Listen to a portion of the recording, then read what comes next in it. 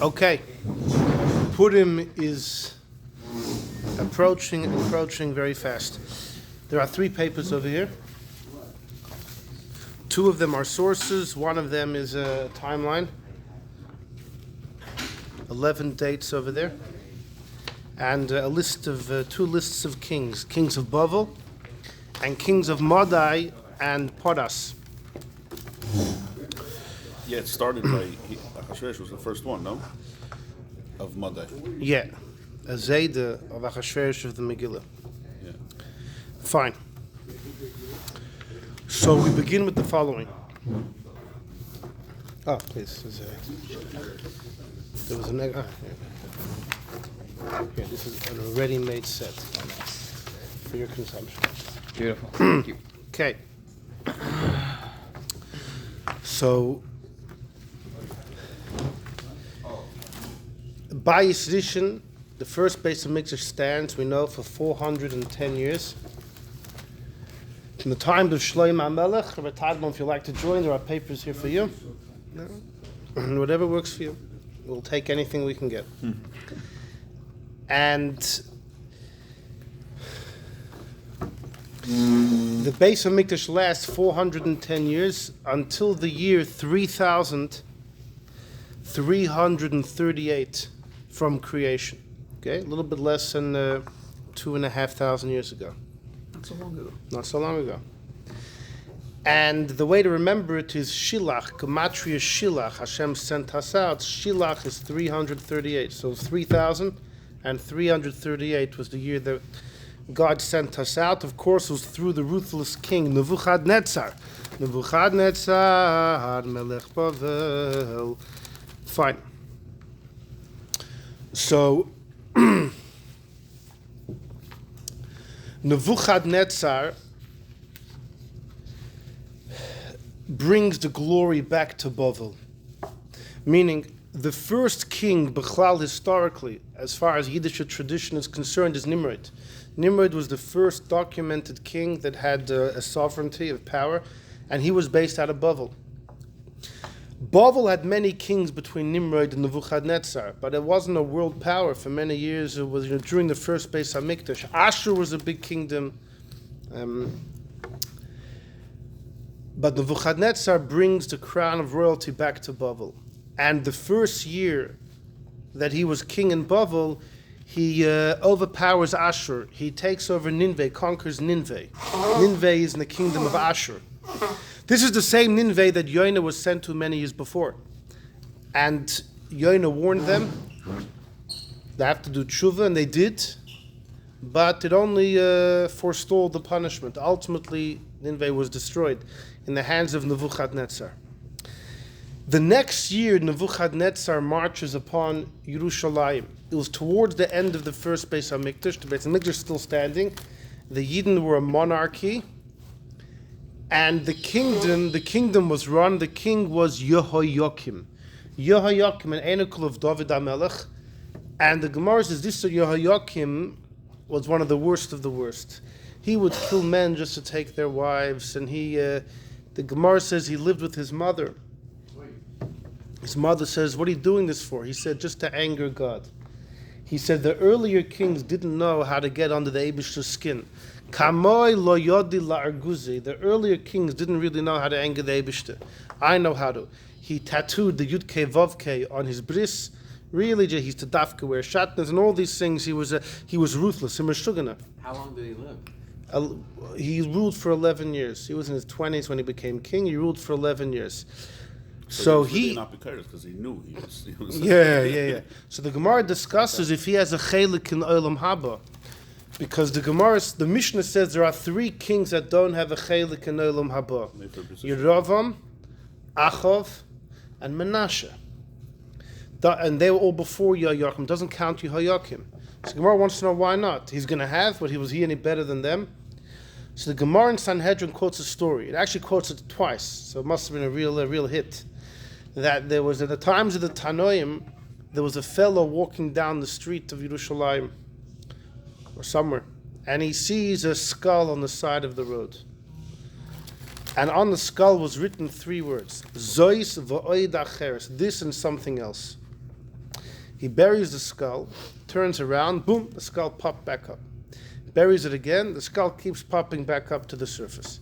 So he realizes, this must be the skull of Yehoiakim, because Yirmiyah gave a prophecy that Kvuras Chamor Yikover, he'll be buried like a donkey. You know what that means? Donkeys don't get buried. His body resists burial. It defies burial. So the Tana couldn't get that head in the ground. So he says, listen, the end of the day, the guy was a Shvans, right? But he was a king. So out of respect his position, can't have his head lying on the side of the road. So the guy takes the skull home, he wraps it in silk cloth, and he hides it deep in a closet. One day his wife is cleaning the house, and she comes across the skull, and she starts screaming, right? It's like worse than finding a mouse. She's screaming. She runs to her neighbor, and she tells the neighbor, you know what I found? I found a skull. The neighbor says, ha ha ha, that's your husband's first wife. This is the Gemara? Yeah, yeah. I love it. He never forgot about her. He never forgot about her. So she was so incensed that she went back home, turned on the oven to the highest, threw the skull in to crisps. You know, it wanted to... Exactly. And the skull is burning and burning. Later on at night, her husband comes home, the Tana comes home, and what's for supper? After something's burnt for supper, he opens the oven full of smoke, and lo and behold was the skull, completely charcoaled. So he said, that's what it meant, Zois v'oid acheres, the inscription, the engravement on the skull, this and something else. This was that he defies burial, couldn't be buried. The additional factor was the fact that he would be burnt to a crisp. So the Gemara seems to say because Yehoiakim went through that shame, so that kind of atoned for some of the things that he did, and he can get a portion of the world to come. So the Rishonim Taka discuss if he will or not. I guess in Mitzvah Shem very soon we'll find out.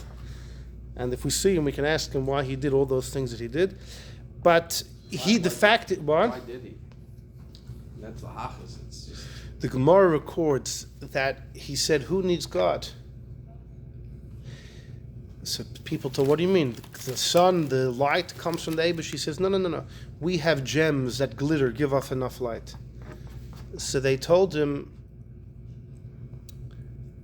that those gems belong to God. It says, Liya Kesef, Liya Zov, Num Hashem Tzoy. Silver and gold belongs to God as well. The gems belong to God. He said, it's not true. Hashamayim, Shamayim, La Hashem, V'haris Nasan Livnei Adam. God gave earth to the humans. Exactly. Exactly. You see, he knew his stuff. Guy, yeah, smart guy. So he was the king of the Yidden in Yerushalayim.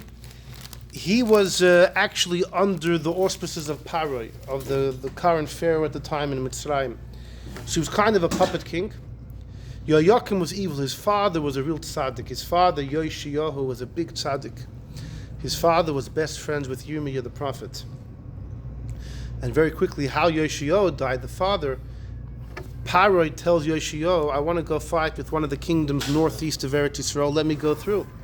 And Yoshiyahu says, no. It says in Bechukaisai that in Bechukaisai Seilechu, the Cherev lo yisavr ba'artzachem, no sword will travel through your land, even Cherev shel shalom, even friendly fire. You don't have to let. So he said, I'm not letting you. So Yirmiyah told Yoshiyahu, the Yidden are not cannot be described currently as im Bechukaisai Seilechu. You're a great man. You're doing the best you can. The Jews as a whole are not worthy for this promise. And he said, no, Yirmiyah, the Jews are worthy. And he refused Paroi entry, and unfortunately Paroi entered with his army, and Yoshiyahu was turned into a sieve, it says, full of holes. And when Yirmiyah says in Eicha, Ruach Hapeinu Mashiach Hashem, the breath of our nostrils, the anointed one of God, he refers to his friend Yoshiyahu, who was killed. This Yehoiakim, this tyrant, was a son of Yoshiyahu. And so Yehoiakim is the king in Yerushalayim when Nebuchadnezzar marches upon Yerushalayim. If you look in the dates on the timeline, this is the first date is 3,319 from creation. The Beis Hamikdash is still in existence. Nebuchadnezzar begins his reign. He conquers Nineveh. In number 2 was a year later. Nebuchadnezzar conquers Eretz Yisrael, but he's not looking for blood. He just subjugates Yehoiakim. Nebuchadnezzar marches upon Eretz Yisrael, and Yehoiakim now is under the reign of Nebuchadnezzar. Does he have to pay taxes? No, does he have to contend with Pari, who is officially the one? So Nebuchadnezzar was going to protect him from that. It was an alliance. It was a vassal state of the Babylonian Empire. So if Pari would start up with him, it would be starting up Nebuchadnezzar's army. That continued for a few years until Yehoiakim got fed up with Nebuchadnezzar and he went back to his old buddy Pari. He made a treaty with Pari. Nebuchadnezzar hears about it and he marches upon Yerushalayim. This time he wants blood, Yehoiakim particularly. He doesn't want anybody else, just Yehoiakim. And the story is recorded, I don't have it here, it's recorded in Medrash Rabbah. If we had everything recorded, then the printers would still be running, if everything was on the page. So some things we had to leave out. In Medrash Rabbah, Parshas Mitzayda, at the end, it records the story that King Yehoiakim was inside Yerushalayim, the walled city. Nebuchadnezzar surrounded with his armies. The Sanhedrin exit the city and they say, Nebuchadnezzar, what, you here to destroy the Beis HaMikdash? He says, no, I just want Yehoiakim. This is a personal thing. Why? What was the person? Yehoiakim rebelled against Nebuchadnezzar. He made a pact. He went back to Pari. He went back to his old friend Pari. And the Chachomim went to fetch Yehoiakim. And they had a whole halachic debate. He said, how could you hand me over to save? You can't, ein doichen nefesh, but you can't hand me over to save others. And they had a whole halachic debate, which is a shir on itself. Can you kill one person to save many? If that one person has been designated. Rabbi Yochanan holds, if the one person has been designated, it's called yichduhu, then you do hand him over. Designated by the enemy? By the enemy. Reish Lakish holds you don't. The Rambam paskins like Reish Lakish, which is a whole shaila. We always paskin like Rabbi Yochanan. Some Rishonim taka paskin like Rabbi Yochanan here too. Big discussion. The fact is, Yehoiakim tried to outwit the Chachomim. It didn't work. And they took him and they threw him over on a chain. They threw him over the wall. And the Medrash describes how as he was descending over the wall, he saw Nebuchadnezzar standing at the bottom, like hungry, ready to kill. And there's some hold Yehoiakim died on the spot. Before he even reached Nebuchadnezzar's hands, just the shock, he died. Others hold, no, Nebuchadnezzar got him alive, tied him to the back of a horse, and schlepped him around until his whole body fell apart. Which was, according to some, Yirmiyah's prophecy, will be buried like a donkey. Donkey's buried in many places. Part here, part there. Anyhow, so Yehoiakim is gone. And Nebuchadnezzar puts Yehoiakim's son, whose name was Yechoniah, to be king. And Nebuchadnezzar went back to Bavel. And when he came to Bavel, made a big feast that his enemy Yehoiakim is gone, and now there's peace. Nebuchadnezzar's advisors tell him, don't think the kid's going to be better than the father. You got to take Yechoniah you got to capture him too.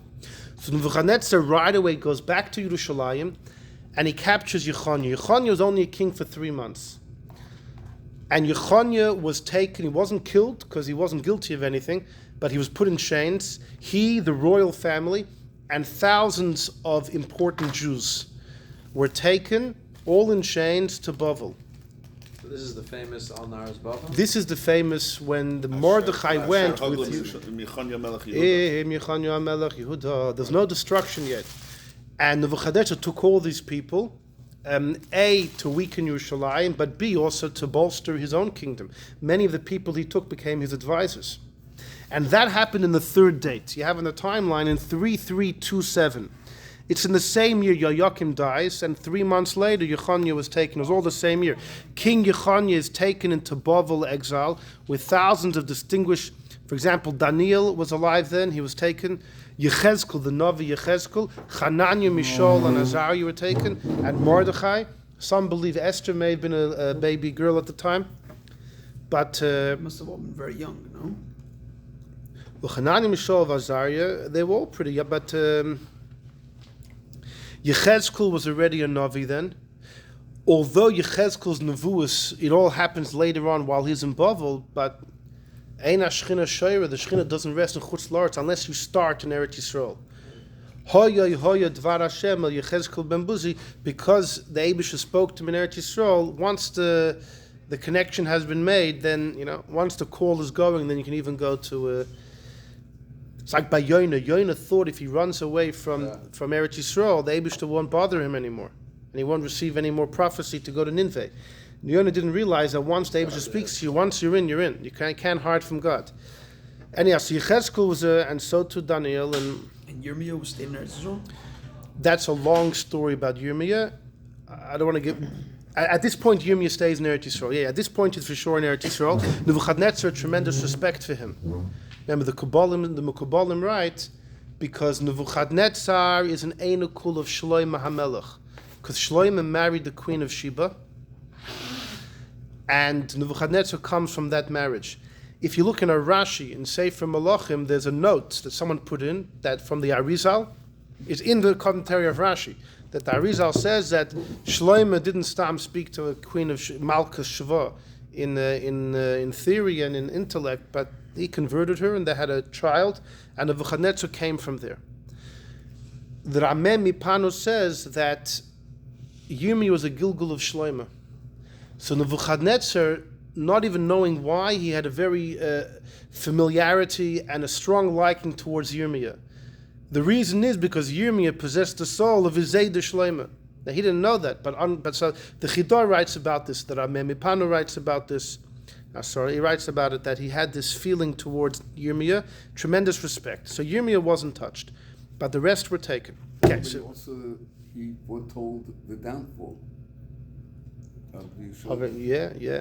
Yirmiyah B'chlal, when we're going to see by the last king, Yirmiyah keeps telling the king, make peace with Nebuchadnezzar, make peace with Nebuchadnezzar. Politically, Yirmiyah was very much aligned with Nebuchadnezzar as well.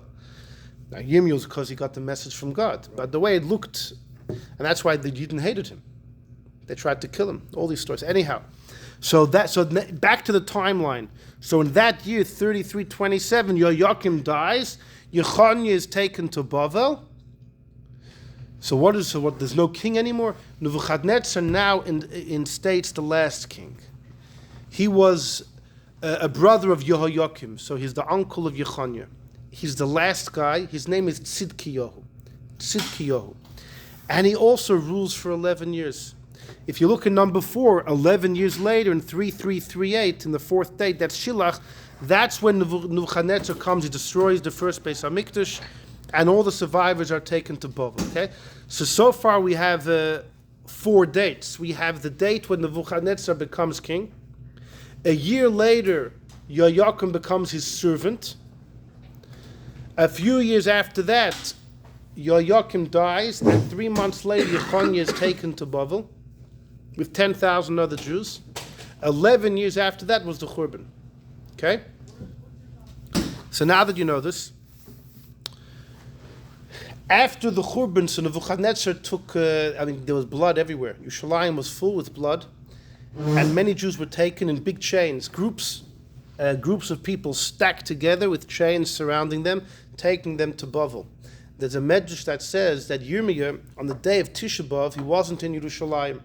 He was in Anosais, which is where he lived, nearby. And he ran to Yerushalayim, and he saw smoke. And he said to himself, maybe the Karbonos are back up and running.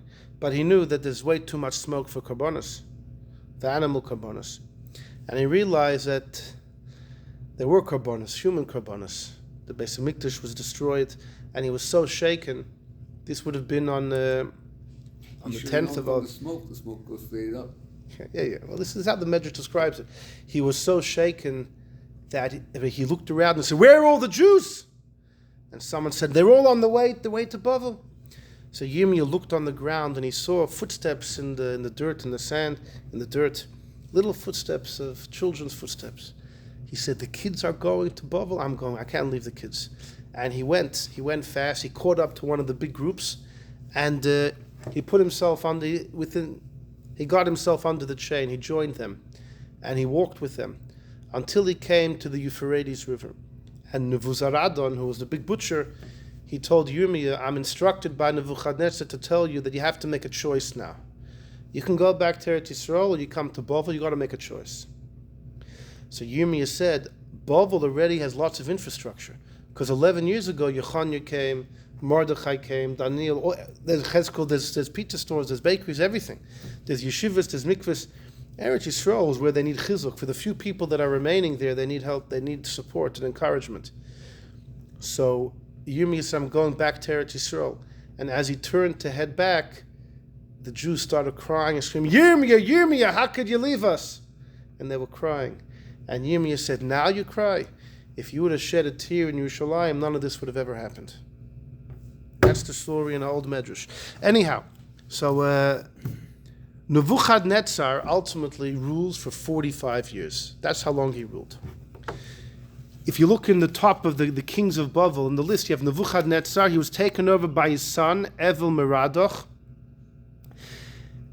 After Evil Merodach, there's Belshazzar. There's a major discussion if Belshazzar was a son of Nebuchadnezzar or a son of Evil Merodach, a big debate. And Belshazzar, though, either way, is the father of Vashti.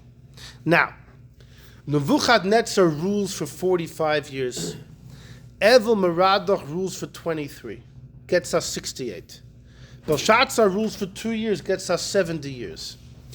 After Belshazzar ruled for 2 years, 70 years of the Babylonian dynasty had come up. Now, why is that significant? It's very significant.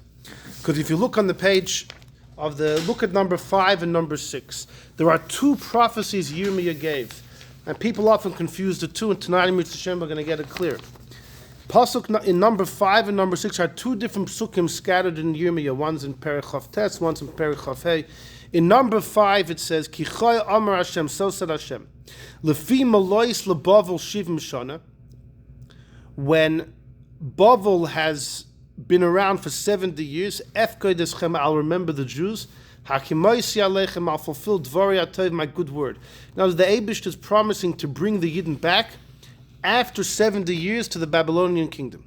Look at number 6. It's a separate pasuk where Yirmiyah is talking to Bavel, and he says, Shivim Shana, after 70 years, Efkoid al Melech Bavel valagoyahu, I will bring upon the king of Bavel, the whole nation, for their sins and on the entire land.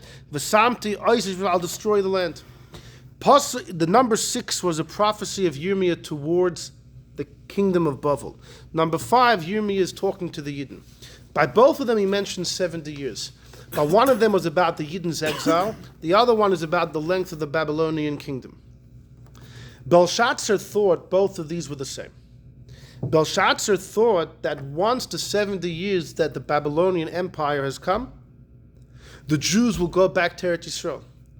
And Belshazzar sees, after his second year, it's already 70 years. 45 Nebuchadnezzar, 23 of Evil Merodach, 2 of him is 70. And nothing doing.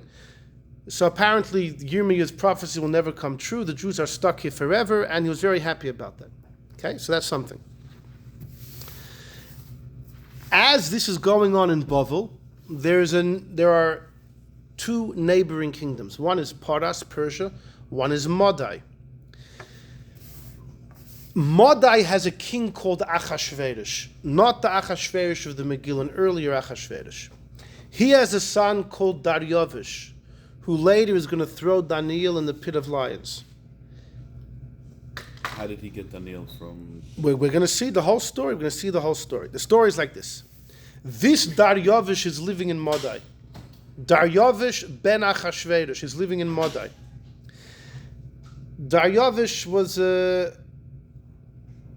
okay, we don't know much about him, but next door is Persia. What's going on in Persia?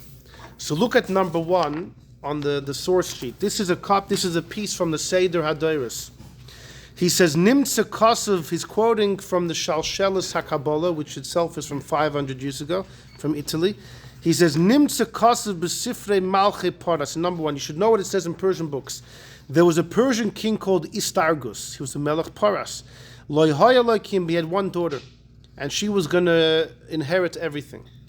One of the father's ministers had a relationship with her, clandestinely. Vatar loin, she conceives a baby. When the king heard about it, he was so infuriated. Hamas, the king, killed the minister, and he put his daughter in prison. Now his daughter gave birth. So what's the king going to do with the Einiku? Nasan HaMelech, the king takes the kid, and he sends it to the desert. Put him in the desert. The Eibishter brings a female dog. And the female dog nurses this boy. Vayigdal hayeled v'nasa ben chayil. The yeled grows up and is a Tarzan of the forest. This guy is strong, he's powerful, and people hear about him, and slowly he gets a crowd. Vayeos ve'elav anoshim reikin. Now, what type of crowd does he get? Mobsters. Vahi alem, he becomes their king. So there's this little army growing in the wilderness in the forest. Now, when the Zayda hears about it, he sends his army, Vayishlach lahargoi, to kill his grandson. But the grandson overpowered him. Now, the grandson was called Koirish.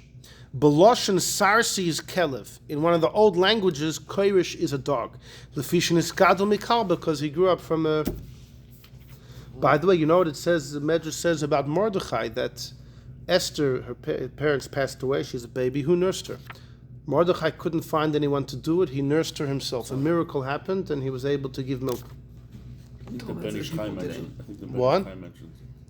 There's a famous Tosfos, because the Gemara says in Masechta Shabbos it happened to a person who couldn't afford to hire someone to nurse the kid, and the Eibishter made this miracle, and Abaya said it was no good. The Eibishter changed nature of him. If he was truly worthy, God would have sent him money to get a wet nurse. Says also. So Tosfos asks, but what about Mordechai? You're saying about Mordechai? Tosfos says, no, Mordechai had the money, but he couldn't find anyone to do it. It's different. Anyhow, let's... V'nis ametz... Second, Halacha talks about chalavish. Yeah, Speaks sure. about it. If it's kosher, if it's not kosher, basa b'chalav. Right, it's port chalavish.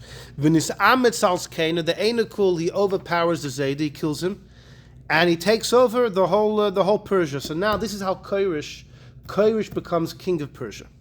Ulefi, and since Daryavish melech Madai, so next door is Daryavish. Daryavish is older already. He's not. Koirish is young, ruthless, bloodthirsty. Daryavish is not looking for a war. Daryavish tells Koirish, I have a daughter, you're single. Let's unite the kingdoms through a wedding, a royal wedding. Daryavish loyhoya loykim basach has one daughter. He gave the daughter to Koirish, and he told Koirish, you marry my daughter and you get the whole kingdom as well. So that's how Persia, Paras and Madai joined together. We read in the Megillah they were together, it was through this marriage. Fine. Afterwards, Koirish tells Daryavish, the two of us have joined forces, and we had this Belshazzar ruling Bavel, and Bavel was the world power then. How about we knock off Belshazzar?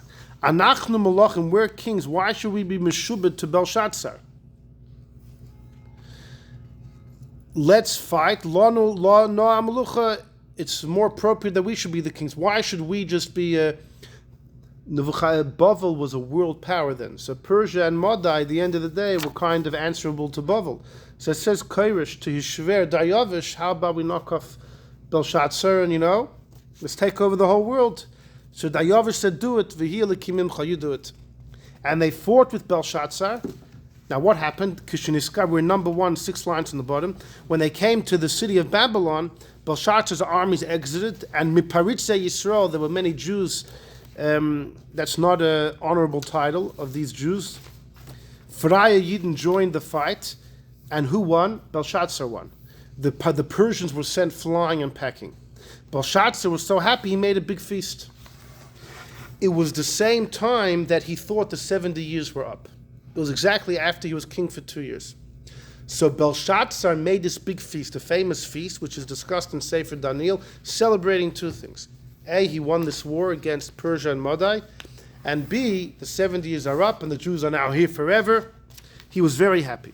And what did he do? Hoitzi kli beis Hashem. From his father, Zayda Nebuchadnezzar, he inherited all of the Beis HaMikdash kelim. He took it all out. Va'az nirasa b'koisel, then on the wall of the palace a hand came out, and Daniel interpreted what the riddle was. What's it talking about? The famous case of the writing on the wall. Belshazzar was completely drunk. Well, we're going to see this. There's a few opinions. In number 2, we have all the opinions. What happened? What it was? The Belshazzar was drunk, and all of a sudden fingers appeared and started writing on the wall. And Belshazzar sobered up, a malach riding on the wall. He gathered his chachamim. None of them could figure it out. None of the Yidden could figure it out either, until Daniel was called and he figured it out. Didn't we have a shir about Ksav Ashuris and Ksav Ivri? We didn't have the shir yet. Oh, okay. We didn't have the shir yet. But in number 2, there is a. Udi is working very hard on that. Yeah. And in number 2, though, is a Gemara in Sanhedrin. There's a Gemara in Sanhedrin that speaks about Ksav Ivri, Ksav Ashuris. And the Gemara there says that, according to one opinion, nobody knew Ksav Ashuris at the time, which is the Ksav that we have today, that we write with. It's called Ksav Ashuris, the Hebrew print. And before then, they had something else called Ksav Ivris, a different print. And the Malach wrote in Ksav Ashuris that we have today, so no one could figure it out. Only Daniel knew. Because he knew 70 languages from the... Okay, but here's a Ksav. He knew, you know, smart man. Also getting this Wait. way. So the Gemara says, there's another opinion who says there were Yidden that knew Ksav Ashuris. So why couldn't they figure it out? So for that, the Gemara says in number 2, a whole discussion. A few opinions. Rav says, Begematria ichtiv lahain, number 2. It's in Sanhedrin Daf Chav Beis. Rav says that the Malach wrote in Gematria. It doesn't mean Gematria, here it means Atbash. Atbash. The Malach wrote Yitas Idach Pugchamat. Right? Now, what in the world does that mean? Exactly. No one knows today, no one knew then. But says Rav, it's Atbash. If you Atbash it, then it might Pirish Lahu. So how did Daniel explain it? Right? If the Aleph is a Tav and the Beis is a Shin and etc., you get Menah to Kalu Parsin. Meneh means the Eibishter has counted. Tekal, he has weighed. Uparsin, and he's going to split your kingdom. And the Gemara explains, Meneh Hashem has counted. Elikor, the Eibishter has counted Malchusach, that it's already 70 years. V'hashlam talacha, and it's already full. The next word, Tokel, means to kilta b'maznaya. The Eibishter has weighed on a scale your actions. V'hishtakachta chasa, you found to be lacking.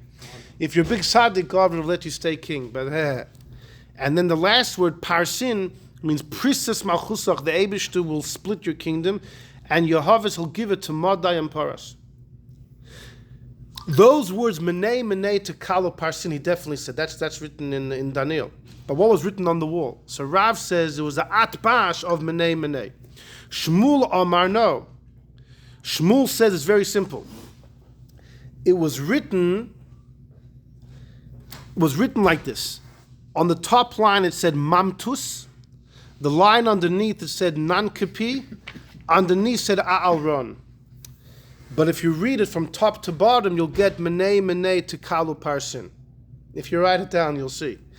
There were 3 lines. The top word said mamtus. Then it said nankepi. Then it said a'alron, which means nothing. So Daniel told him, when you're reading it wrong, you're reading from right to left. You got to read from top to bottom. And you basically get the first letter of each of the 3 words is menei, and then again menei, and then tekal, and then uparsin. Rabbi Yochanan Amar, another pshat, it said, anam lekas nisrafa, all the words were backwards. Menei was anam, and tekal was le, all backwards. Rav Ashi Amar, no, only the first 2 letters of each word was backwards. Nema ketal pursin. That's the first 2 letters of each one. So there's 4 shittas exactly how it was written. The fact is Daniel figured it out. And Daniel tells him that it's 70 years. Yirmiyah gave a prophecy. The prophecy in number 6 was, after the kingdom of Bavel lasts 70 years, they will be destroyed. Now Belshazzar thought that's also the same 70 years as the Yidden being in exile. He was wrong about that.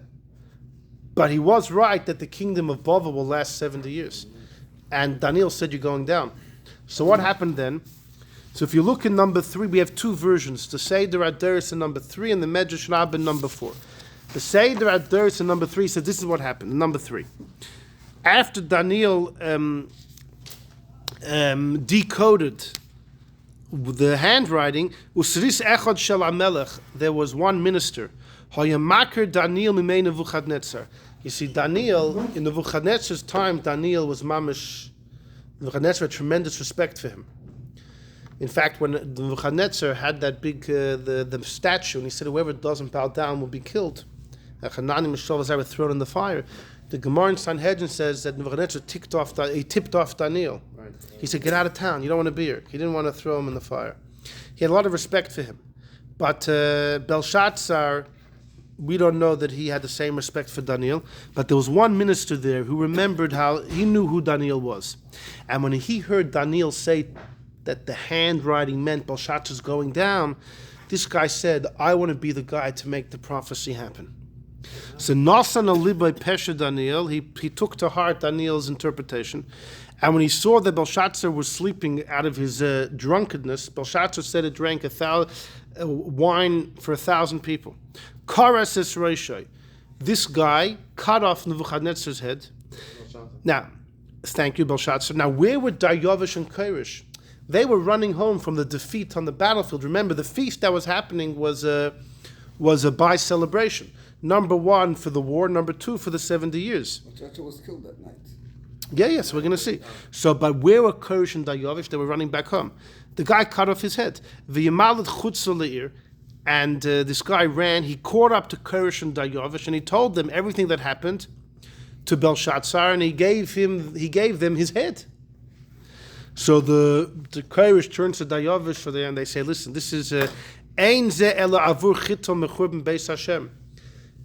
The fact that this is too uncanny, Yirmiyah said 70 years, and exactly that night Belshazzar died.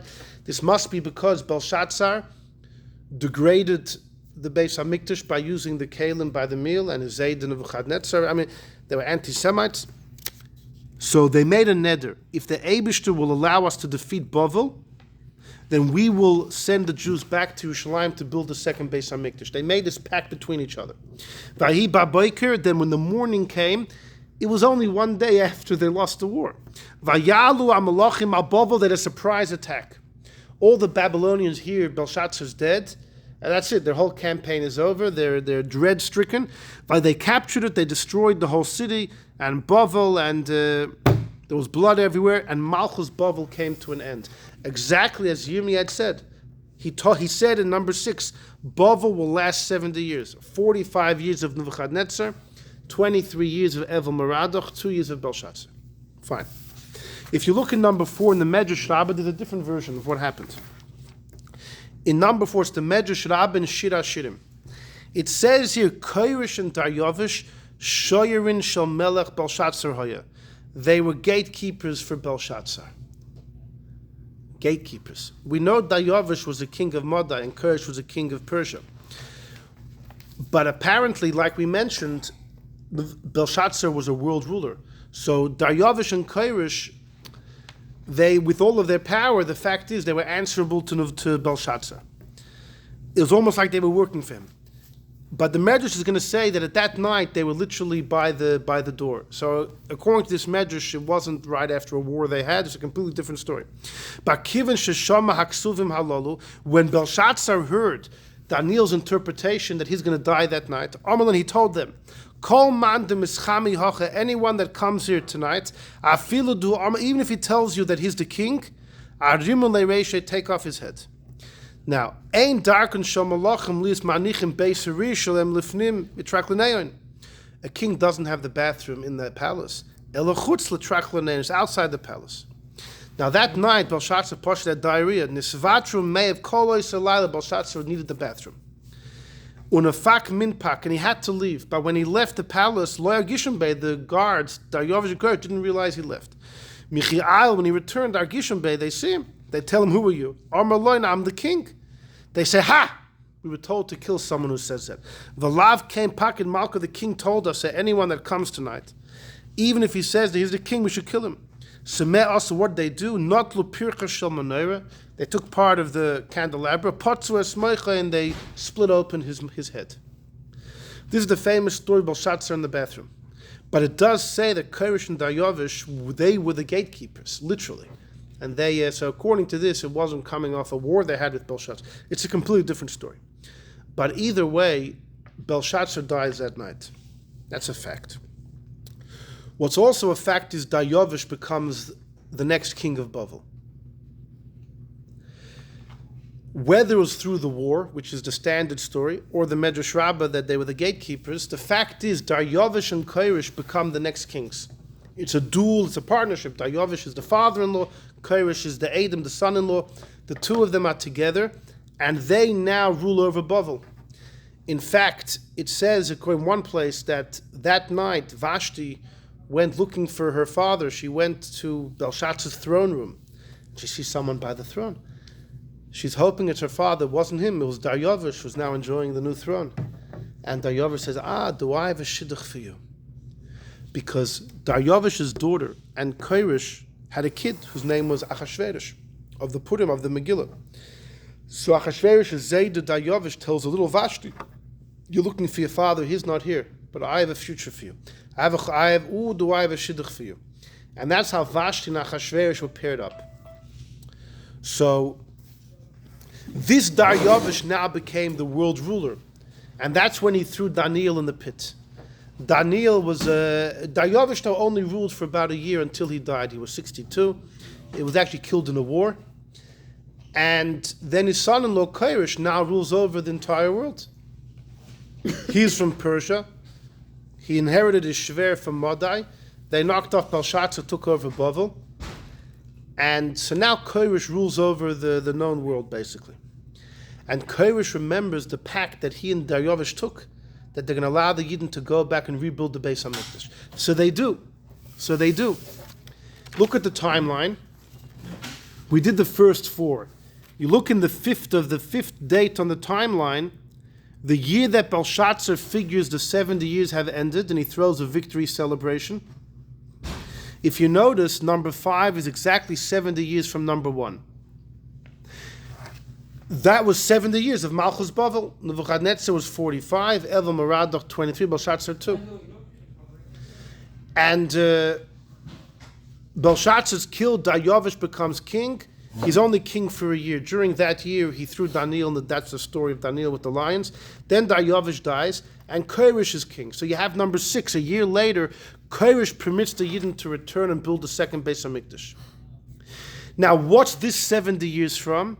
It's 70 years from number 2. It's exactly 70 years from when Nebuchadnezzar made Yehoiakim his servant. Meaning like this. Yirmiyah gave 2 prophecies. We saw in number 5 and number 6. Yirmiyah gave 2 prophecies. One of them was that the kingdom of Bavel will last 70 years and then it'll fall apart. That's what happened. There was a separate nevuah of Yirmiyah. The Yidden will be in exile for 70 years. When did that begin? So one argument to be made is it begins in number 2 when Nebuchadnezzar, during the second year of his reign, makes Yehoiakim his Eved. We're kind of in Golus Bavel because you were answerable to Nebuchadnezzar. Well, exactly 70 years later, Koresh allows the Yidden to go back. Well, it was almost all Golus Bavel. The last year wasn't Bavel. The last year was under Daryavish and Koresh. Koresh allows us to go back. It was exactly 70 years. So this kind of brought Yirmiyah's other prophecy to fruition. 70 years of being in exile. And many Yidden went back. Zerubbabel went back, and Yehoshua, the Kohen Gadol, right, your relative, right, he went back. Listen. And the Yidden started to rebuild the second Beis HaMikdash. Problem was, Haman was the important person in Persia, and Haman's kids were governors. 2 of them were governors in Eretz Yisrael. Shimshi and Namshi. 2 of his kids were governors in Eretz Yisrael, and they were horrified that the Yidden were given permission to rebuild their commonwealth. So they wrote a letter to Kodesh, and they said that you allowed them to rebuild the Beis HaMikdash. They're rebuilding Yerushalayim. They're making a fortified city. They're going to regroup and rebel. So Kodesh rescinded the permission. So the project was halted. Okay? Koresh himself only rules for another 2 years, till he's gone. Someone was around since.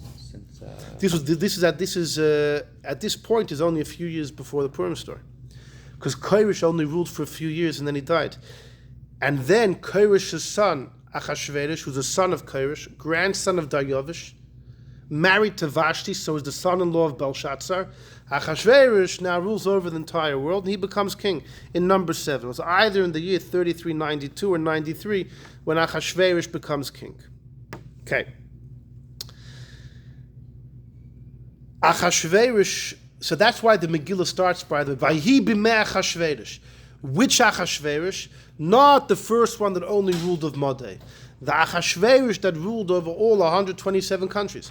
Vayhi b'mei Achashverosh. Which one? The second Achashverosh who ruled 127 countries. The one that married Vashti. He was Belshazzar's son-in-law, so he had rule over the entire world. Achashverosh makes a Suda during the 3rd year of his reign. What's the Suda about? Why did Achashverosh make the meal? So there's lots of discussion.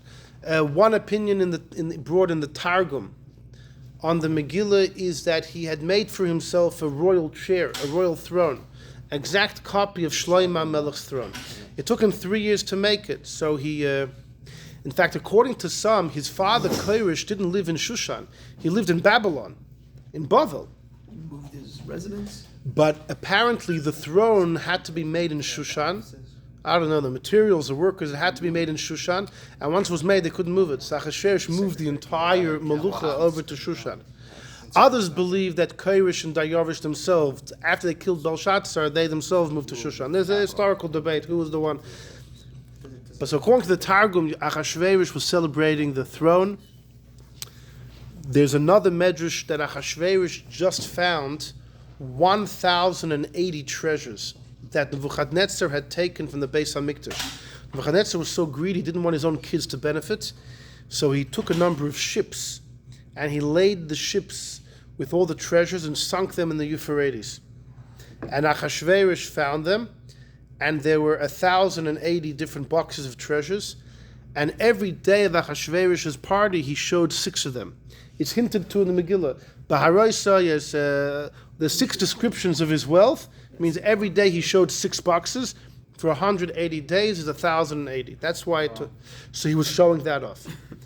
Another opinion in the Targum is that some of Achashverosh's, some of the provinces rebelled against Achashverosh. He quelled the rebellions. He was celebrating that. The Ibn Ezra says this was his. He just married Vashti.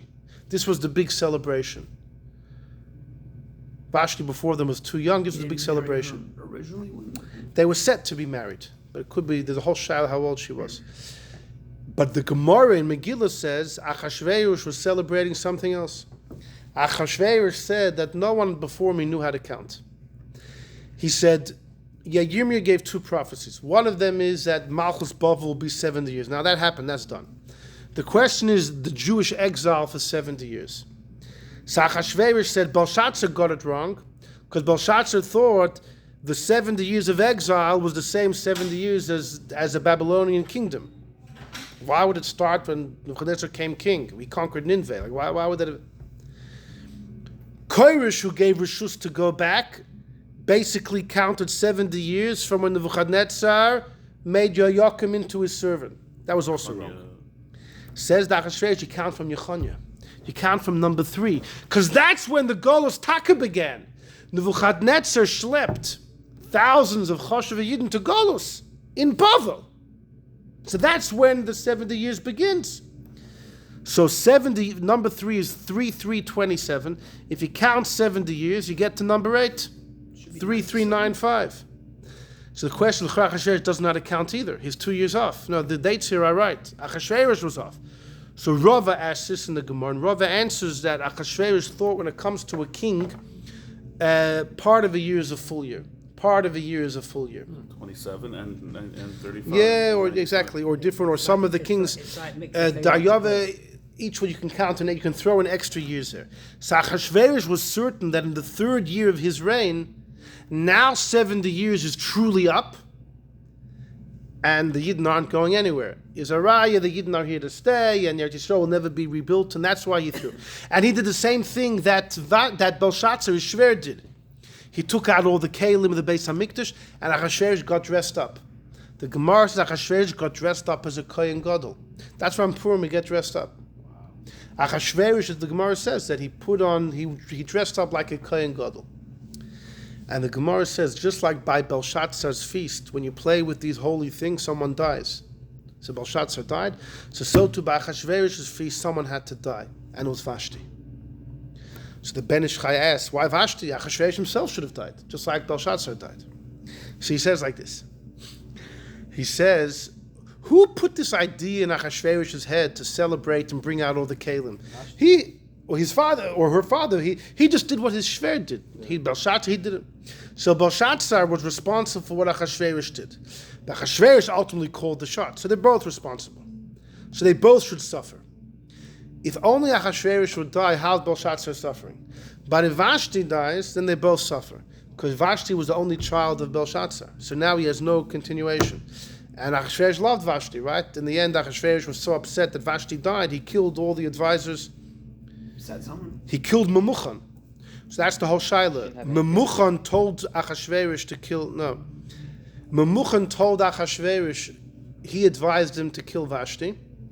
The Gemara says Memuchan is Haman. And the Targum, the Gemara doesn't say Achashverosh killed the advisors, but the Targum says he killed the advisors. Memuchan was the advisor. So the Maharal asks in his Sefer Or Chodesh, he asks, so how does that all work out? How do these things work out together? So the Maharal answers, when the Gemara says Memuchan is Haman, it doesn't mean it's the same person. They were from the same evil source in heaven. They had the same klippa. They were the same tumah. The same thing. Not biologically. They had different DNA. But they had the same corrupt soul, the same corrupt evil energy. And Memuchan was taka killed, Haman somebody else. So the Ben Ish Chai says that's why Vashti died, because this was going to punish both Achashverosh and her father. Fine. So Achashverosh makes this feast, and he thinks the 70 years are done. Now, ultimately, he was wrong as well. Achashverosh rules for 14 years. In the third year is when the Purim story is when the feast happens, and the Yidden enjoy the Suda. Vashti gets killed. It was only in the 7th year, 4 years later, Achashverosh marries Esther. In what year does Haman make the lot to try and kill us? In the 12th year. It was in the 12th year during Nisan, when Haman makes the lot, that the coming Adar, right, it was on Yud Gimel Nisan, he made the lot that in the coming 11 months, and Yud Gimel Adar is going to destroy the Jews, God forbid. That was in the 12th year. So for 5 years, Esther's living in Achashverosh's palace. No idea why God sent her there. According to the Gemara, she was married to Mordechai. And she was still living with him. And she was going back and forth for 5 years, right? And we had a whole shir about this once. How was she allowed to do that? She's a married woman doing adultery. She was forced, but by the big three, Yehorig Val Yaver, you have to take the bullet. So Rabbeinu Tam says, Achashverosh is a goy. Rabbeinu Tam says, for a Jewish woman married to do adultery with a goy, it's not Gili Arayas. It doesn't carry the death penalty, and you definitely don't have to die before you do it. It's just an avera, like eating treif. It's not Gili Arayas. Rabbeinu Tam's student, Rabbi Yitzchak Bar Mordechai, and halacha here follows the student, says, no. There's no difference if the adulterer is a Yid or a Goy. The difference is if the Jew being forced is a man or a woman. Because a woman is passive. If you're being forced to do one of the big three averas passively, you don't have to die. If a man is told, you're going to be used to smother a kid, right? You don't have to object. You're allowed to be used as the tool to kill someone, and you don't have to give up your life. And the Bar Mordechai says it's logical. He says that if you're because what's the idea? You can't kill someone to save yourself. You can't play God. But if you're being passive, why should I give up my life? You can't kill someone to save you, because who said you're better off than him? Who said your blood is redder? But if you're being used as the tool, why should you resist and kill yourself? Who said his blood is redder than mine? So he says the logic flips. Whenever you're passive, you could do it. So he says a woman is passive. She's passive in the Avera. A woman never has to give up her life. And the Rambam holds the same. Rabbeinu Tam doesn't make that distinction. The distinction according to him is who is the adulterer. Anyhow, but either way, for those 5 years, Esther was going back and forth.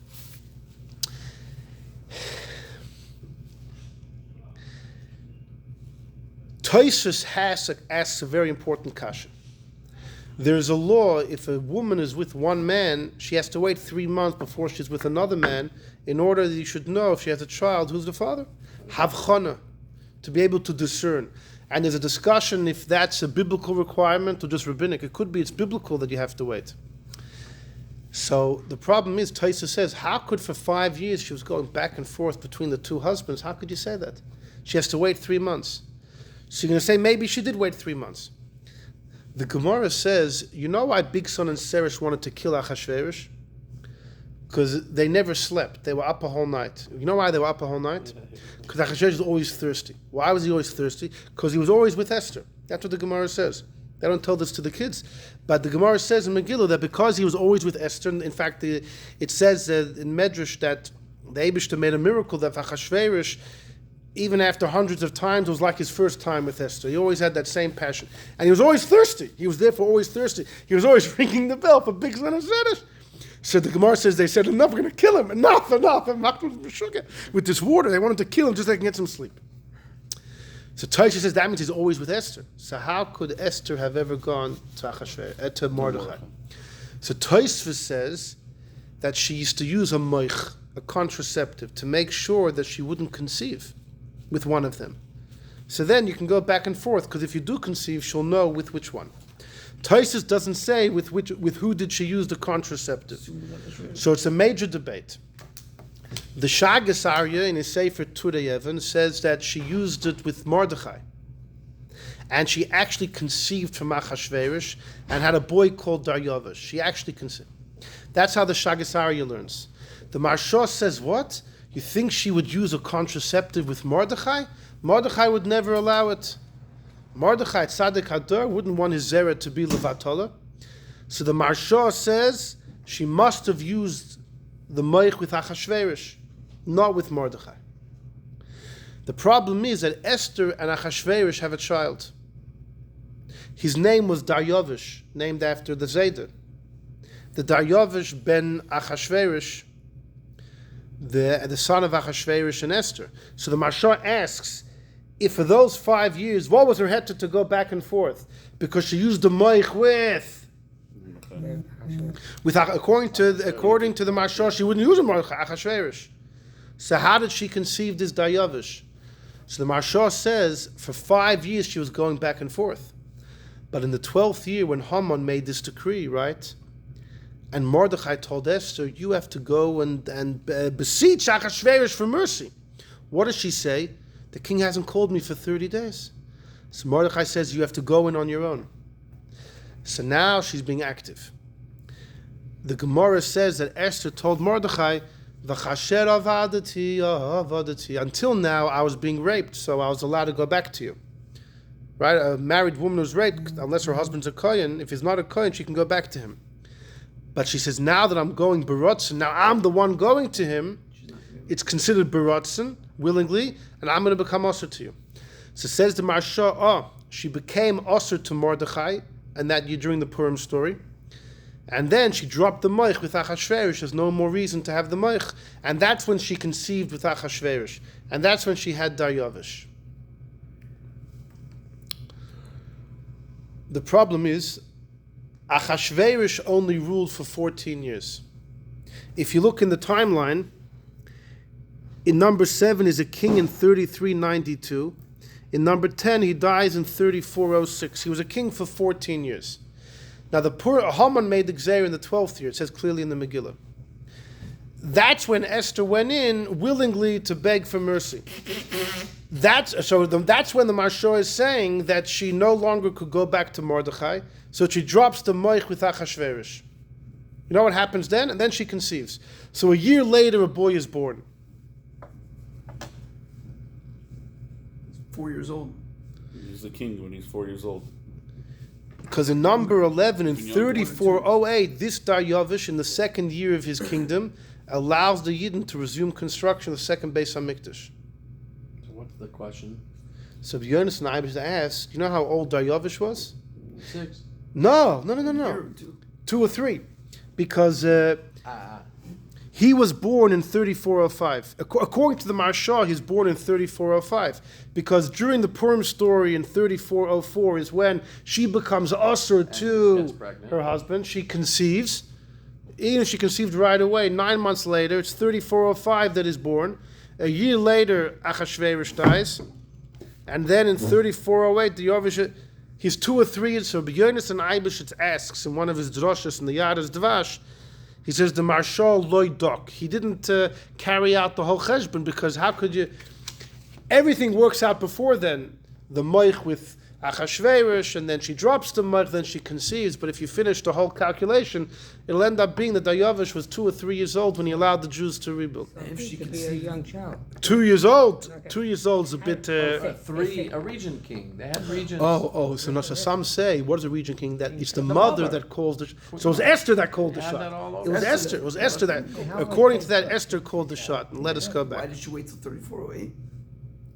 Rivka was 3 when she got married. If you notice, 3408 is exactly 70 years from number 4. 33, 38. What happened in number 4? The Beis Hamikdash was destroyed. In truth of the matter, when Yirmiyah gave the prophecy the Jews will be in exile 70 years, it meant from the actual destruction. That's actually what happened. So in other words, there were 4 ways of figuring out the 70 years. Yirmiyah said 2 things. The fact that Bavel will be a kingdom for 70 years, that Taka was, and after Belshazzar, those 70 years are done. But Yirmiyah gave another prophecy. The Jews will be in exile 70 years. What did he mean? So we see 4 options. Belshazzar thought it meant the same 70 years as the kingdom of Bavel. Well, that was wrong.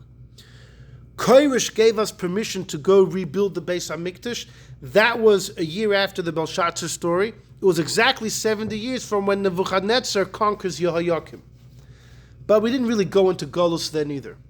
Achashverosh thought it's 70 years from when Yechoniah, when Yechoniah went to Golus, because then we were taka shlept. But the truth of the matter didn't mean that either. It meant 70 years from the actual Churban. And that's exactly what happened. If you look at number 7, by the way, is a pasuk in Daniel. It's a wondrous pasuk in Daniel. In number 7, Daniel says he himself was confused. And yet, Daniel says, Bishnas achas lamolchoi.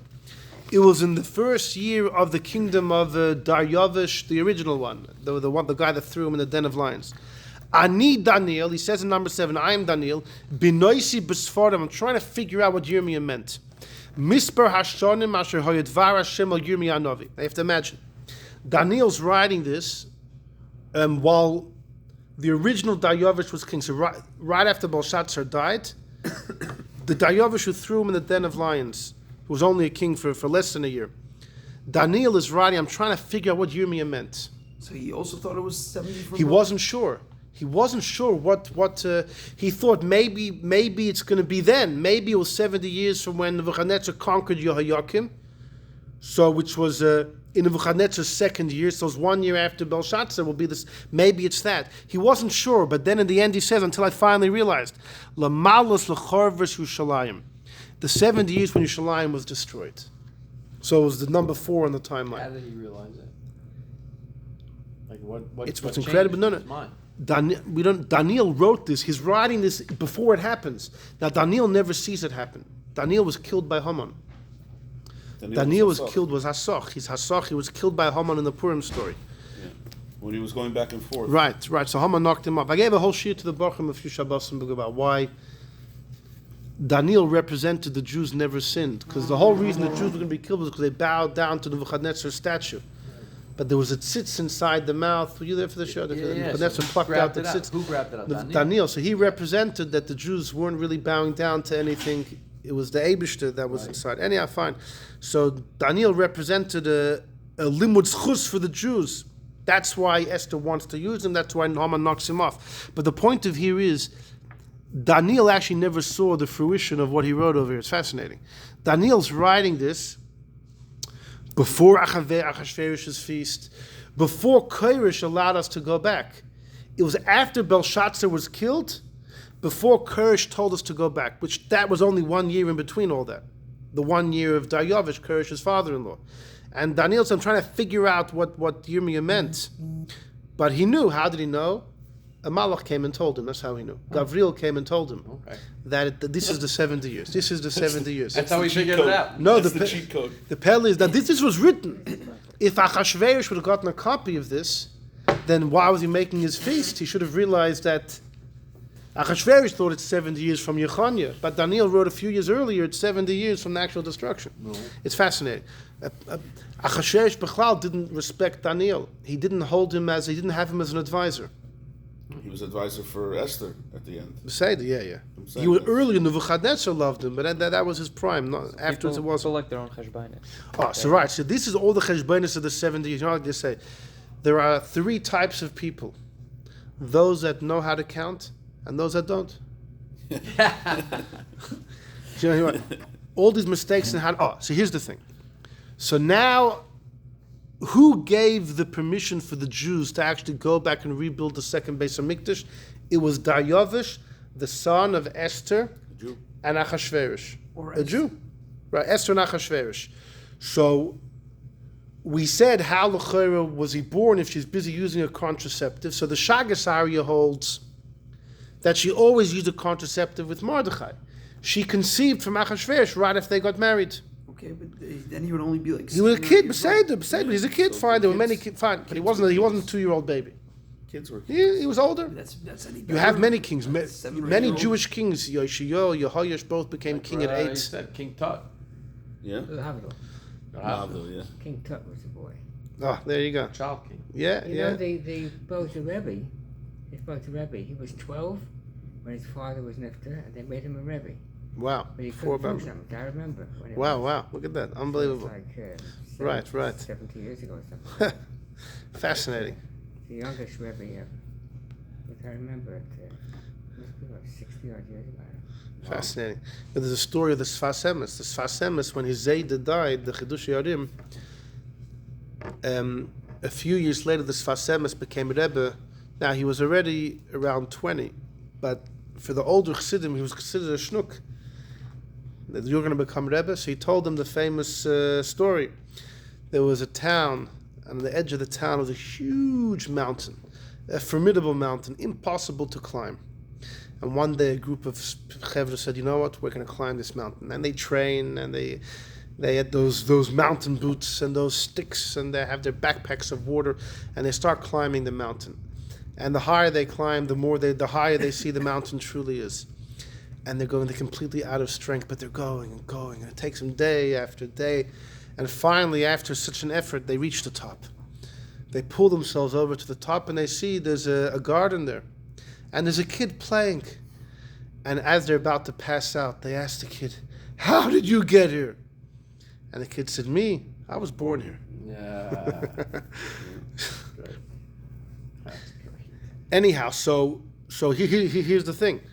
According to the Shagas Arya, she used a contraceptive with Mordechai. She conceived from Achashverosh right away in, 3399. And he could have been 8 or 9 years old, 7, 8, 9 years old, not a problem. According to the Maharsha, he comes out to be 2 or 3 years old. Rabbi Yonis and Eibishit says it doesn't make sense. It's so hard to imagine. You want to say, no, he was Taka a child, and therefore his mother was calling the shots. And maybe that explains why Taka, the Yidden, was so quick to get permission. There happens to be another opinion of the Rosh. In the Tosfos Harosh and Megillah, he says, yeah, of course Esther used a contraceptive. Not with Mordechai, with Achashverosh. And she conceived from Mordechai during those 5 years. So again, the boy would have been 7, 8 years old, but the boy was Mordechai's kid. That means this boy, Daryavish, was a son of Esther and Mordechai. And the kid never knew. He could never have found out. If anyone would have ever known, the kid later on would have killed Esther, his own mother, for cheating on the king. The boy never found out. Imagine, father Mordechai, mother Esther, and this Daryavish marries a Goyish woman. His daughter Roxanne marries Alexander the Great. Alexander the Great Who, Daryavish? marries Daryavish's daughter Roxanne. Yeah, But yeah. either way, why doesn't Esther tell him? everybody know Esther was a Yehudi. Why didn't she say, listen, forget about Mordechai being the father. He's Jewish because she's the mom. Right. All right. He says, I pass when you go after the father. Right. He wasn't interested to hear. But he did allow the Yidden to rebuild. Yeah. But he wasn't planning to marry a Jewish girl. So far we have a few opinions of who this Dayavish was. Was he, according to the Rosh, Mamash, the son of Mordechai and Esther? It's crazy. Imagine the pain. Mordechai loses his wife, loses his kid. And Even how long for did Esther, Mordechai live after this? according to many opinions, Mordechai ends up moving to Eretz Yisrael later on. He lived very long. According to one opinion, he's Malachi, the Navi who dies in Eretz Yisrael years after. But he left. He couldn't. Esther stayed there, and He could have probably lived too close hard. to 200 years, 150 years, Mordechai. Well, Malachi. He was part of Malachi Sanhedrin. passed away in 34-48, 40 years But he was after. part of Sanhedrin. Depends how old he was when Nebuchadnezzar took him. Yeah. How he was in Sanhedrin. How old do you have to be in Sanhedrin? He's at least 25. if he's Malachi, he's at least 110 years. Yeah. I'm sorry, more 120 years. Yeah, 120. Maybe a little longer, 140. Say it, long life. So here's the thing. This is the last thing. That the Zohar famously comments. The Zohar asks, how could the Eibush have allowed Achashverosh, such a grubba goy, to live with Esther, such a prophet, and why? How could the Eibush do that to Esther?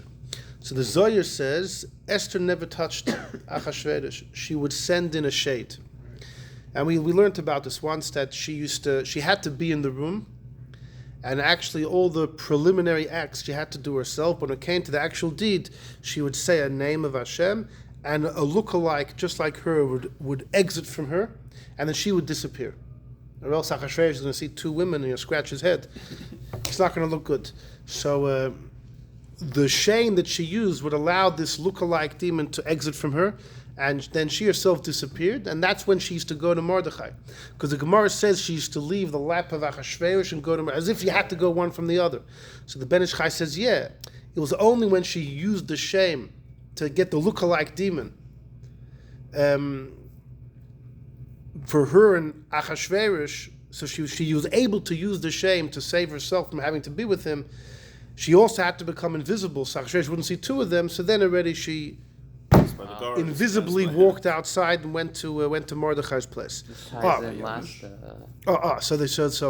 that's what the Zohar says. The Arizal brings us that it was a shade. There was a shade. And Dayavish was the son of a shade. So No, it could be the Zohar and the Arizal don't say that Daryavish was the son of the shade. They don't clearly say that. The Tzadok Hakohen of Lublin, a great Chassidic scholar, 150 years ago, so he writes that Daryavish was the son of a shade. Hitaka wasn't Esther's kid. Wow.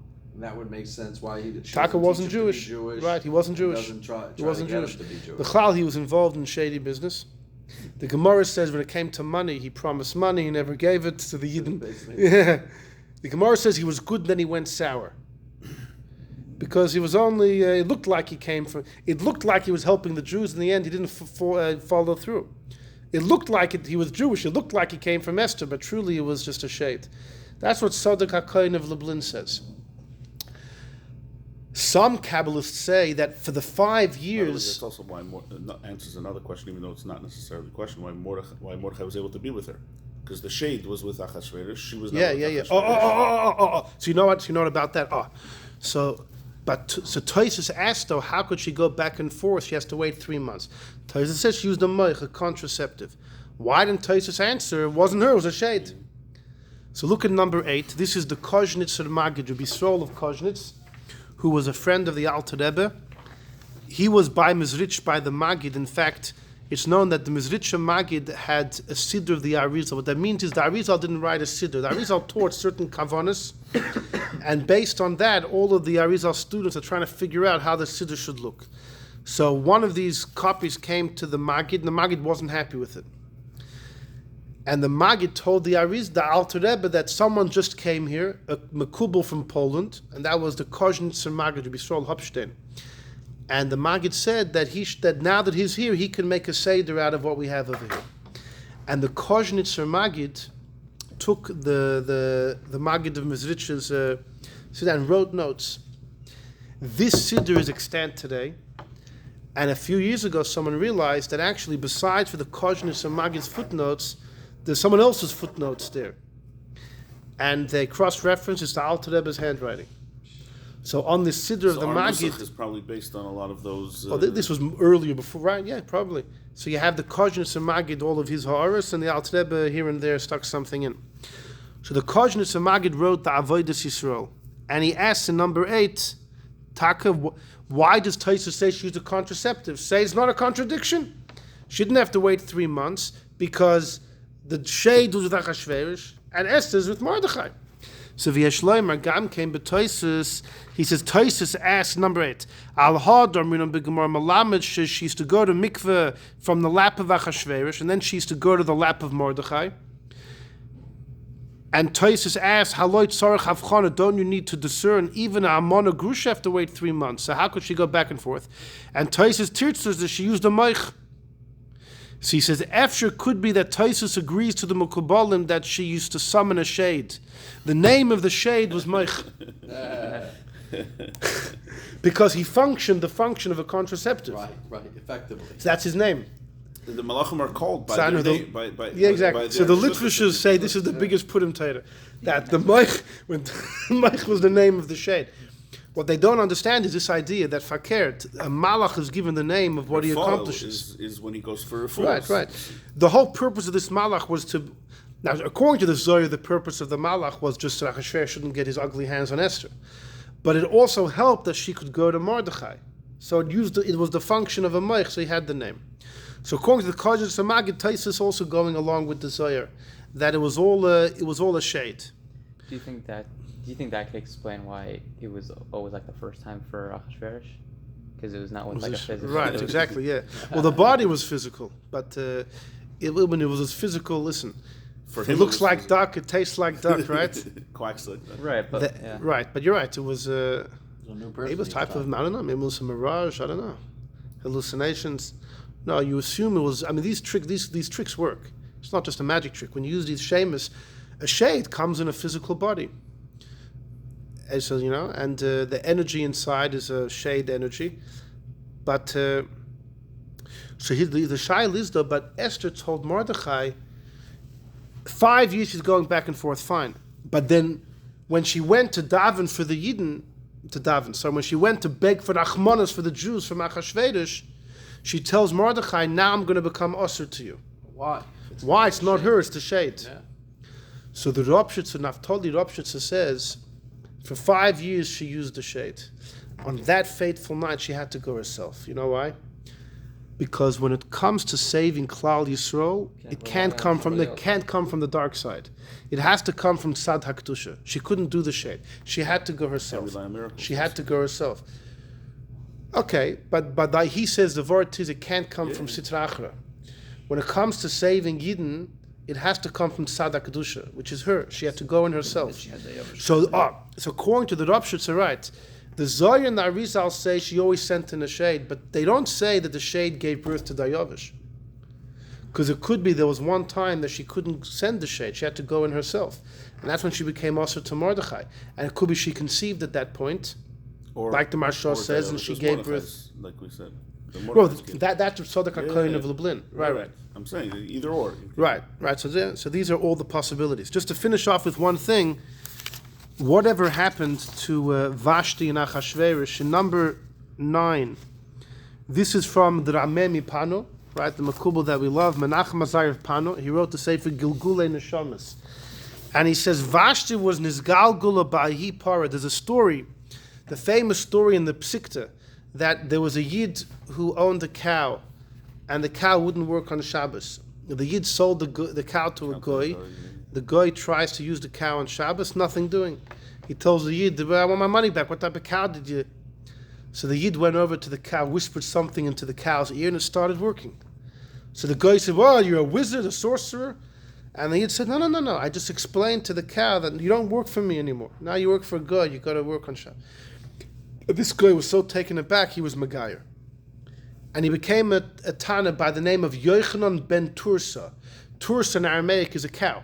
He was called Yochanan, the son of. He has no father; he's a ger. Yochanan, the son of the cow, because the cow kind of was the cow. Nice. Like they say, if a cow could be Makarev, everyone could go Mivsoim. If the cow could do Mivsoim, anyone.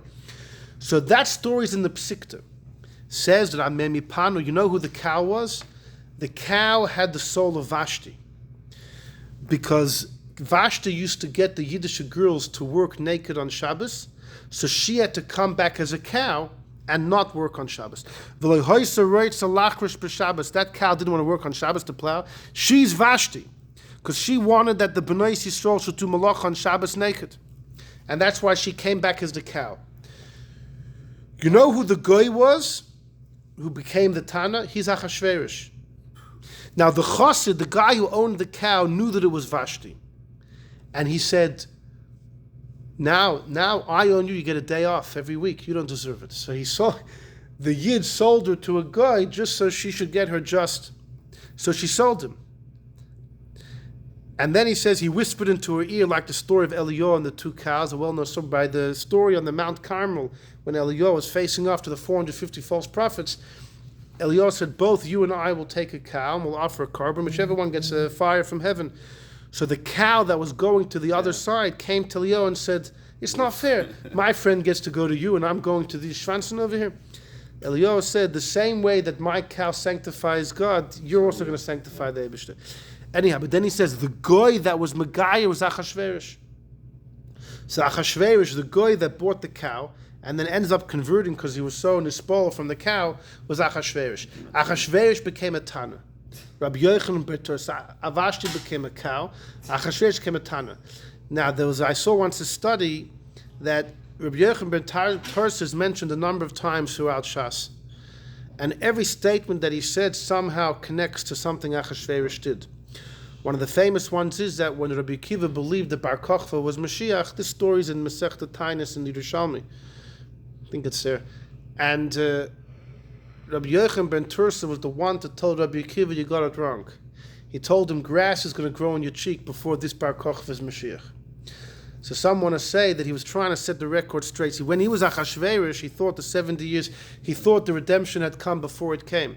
So how did he tried straightening it out by telling Rabbi Akiva, I'm telling you, he's not Mashiach. He tried straightening it out. That was Mechaper on that. And there were a couple other things that he did. So Achaponim, Achashverosh has a big turnaround in the end. And, Vashti's a cow.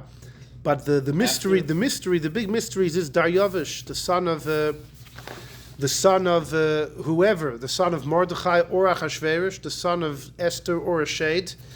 It happens to be in Daniel, there's a nevuah. Daniel gave a prophecy of which Rashi understands to mean a prophecy about Alexander the Great taking down the Persian Empire. Rashi writes that the prophecy was Alexander would kill Daryavish, the son of Esther and Mordechai, and Achashverosh. Right? Rashi never says that the father was Mordechai. That's just the Rosh. So Rashi says that Alexander killed Daryavish. Apparently what happened actually was during the war between Alexander and though there was a war between the two, Daryavish ran from the battlefield. The army was, the plan was heading south. He ran and his own comrades killed him. His own officers killed him. Now Rashi says Alexander killed him, but it could just mean that Alexander was the cause of his death. And he died because of Alexander.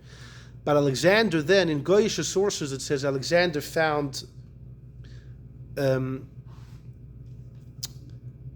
Daryavish's mother, and he honored her. Now I don't know what that means. That should have been Esther.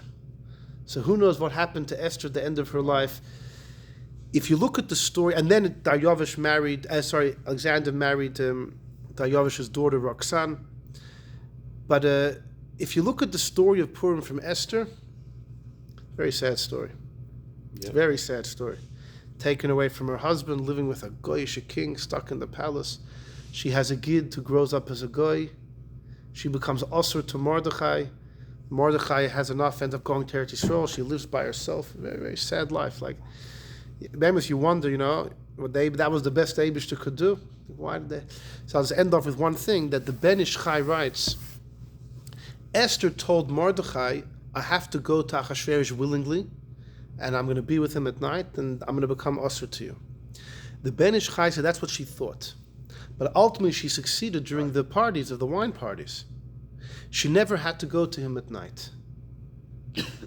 And therefore, ultimately, he says she remained mutter and she kept on seeing Mordechai for the rest. So there's a little bit of a silver lining to the story. At least she didn't lose her husband. But there's a big halachic difference. We mentioned on Sunday that depending on when she succeeded, the salvation of the Jews would be when you have to commemorate. Is it a night miracle or a day miracle? yeah. Do you have to read the Megillah by night, and which is the main, as we discussed? Okay, we'll end over here. So a couple things. First of all, Achashverosh had a Purim story. He was good, bad. What was his? Taxes. All it says is He put taxes. Yeah, that's